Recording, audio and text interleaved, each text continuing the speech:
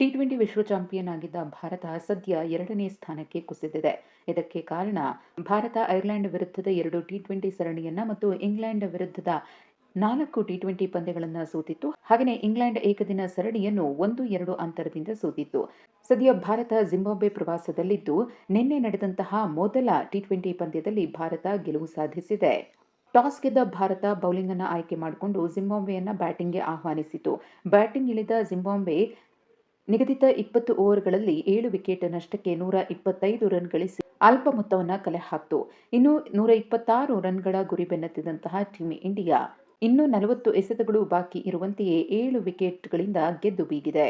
ಭಾರತದ ಪರ ಬೌಲಿಂಗ್ನಲ್ಲಿ ಮಯಾಂಕ್ ಯಾದವ್, ಪ್ರಿನ್ಸ್ ಯಾದವ್ ತಲಾ 2 ವಿಕೆಟ್ ಪಡೆದರೆ ಶಿವಂ ದುಬೆ, ರವಿ ಬಿಷ್ಣೋಯಿ ತಲಾ 1 ವಿಕೆಟ್ ಪಡೆದರು. ಇನ್ನು ಬ್ಯಾಟಿಂಗ್ ವಿಚಾರವನ್ನು ನೋಡುವುದಾದ್ರೆ ಭಾರತದ ಪರ ವೈಭವ್ ಸೂರ್ಯವಂಶಿ ಮತ್ತು ಅಭಿಷೇಕ್ ಶರ್ಮಾ ಓಪನರ್ಸ್ ಆಗಿ ಕಣಕ್ಕಿಳಿದ್ರು. ಅಭಿಷೇಕ್ ಶರ್ಮಾ 1 ರನ್ಗೆ ಔಟ್ ಆದರೆ ವೈಭವ್ ಸೂರ್ಯವಂಶಿ ಅಬ್ಬರದ ಅರ್ಧ ಶತಕವನ್ನು ಸಿಡಿಸಿದ್ರು. ಇನ್ನು ಇಶಾನ್ ಕಿಶನ್ 35 ರನ್ ಗಳಿಸಿ ಪೆವಿಲಿಯನ್ ಸೇರ್ಕೊಂಡ್ರೆ ಶ್ರೇಯಸ್ ಅಯ್ಯರ್ ಅಜೇಯ 28, ತಿಲಕ್ ವರ್ಮಾ ಅಜೇಯ 6 ರನ್ ಗಳಿಸಿದ್ರು.